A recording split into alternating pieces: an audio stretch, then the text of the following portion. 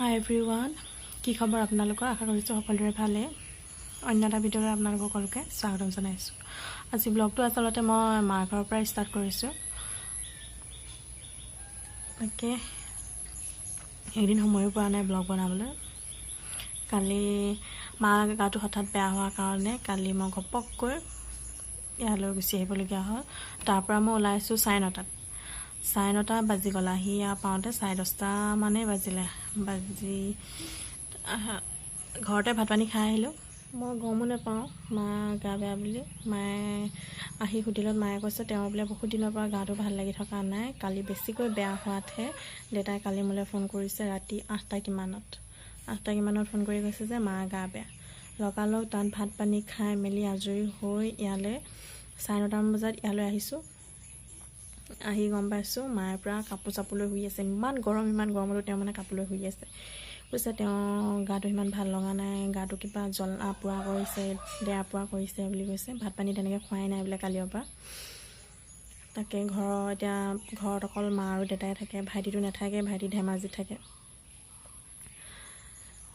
সেইকাৰণে দেউতাই ফোন কৰি দিয়াত গুচি আহিলোঁ। গম পাইছোঁ আৰু অকণমান অসুবিধা হৈছে বুলি। তাকে মা বাপৰ কামবিলাক মায়ে কৰিবও পৰা নাই। সেইবিলাক এটা এটা কৰি থাকোঁতে সময়বোৰ পাৰ হৈ গৈছে। মই ভালকৈ ভিডিঅ' দিবও পৰা নাই। দেখাম বাৰু আপোনালোকক।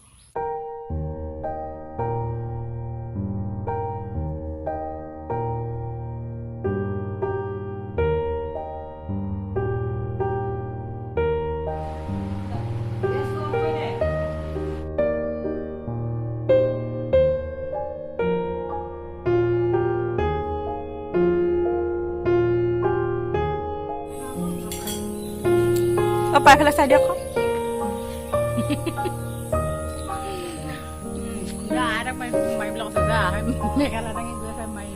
কলৈ গৈছে সেইফালে? সেইটো কৰিম নেকি? যাওঁগে দেই।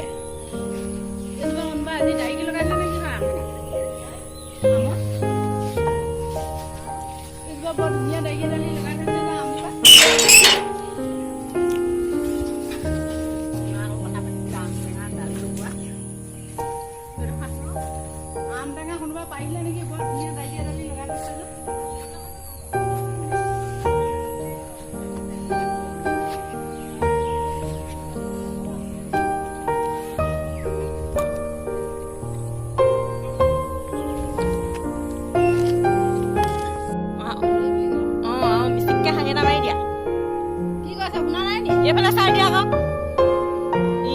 হাঁহি এটা মাৰি দিয়া। হাঁহি এটা মাৰি দিয়া আকৌ। অঁ নিদি আহিছে চাবলৈ দৰকাৰ নাই নহয়, হাঁহি দিলে গম পাবা। হাঁহি এটা মাৰি দিয়া আকৌ। হিহি কৰি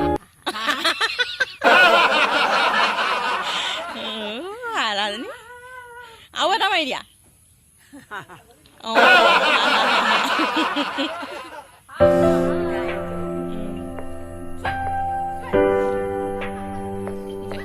দেই আইতা 100 বছৰ পাৰ হৈ গ'ল না আইতা? 100 বছৰ পাৰ হৈ গ'ল নেকি? অঁ জানো নেজানে। বাৰ্থডে পাতিছিলে যে